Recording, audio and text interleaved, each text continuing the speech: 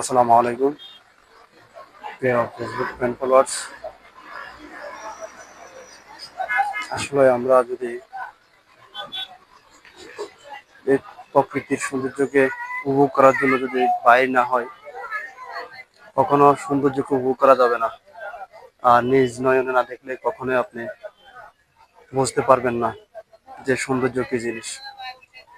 আপনি যখনই ঘুরতে বাইরে হবেন তখনই বুঝতে পারবেন যে সৌন্দর্যটা।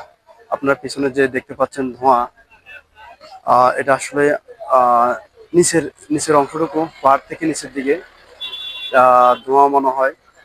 আর এটা ধোঁয়া না, এটা হচ্ছে কুয়াশা। অনেক সুন্দর একটা জায়গা। আসলে আসলে কখনো বুঝতে পারবেন না। অনেক সুন্দর, অনেক সুন্দর দেখতে পাচ্ছেন আপনারা।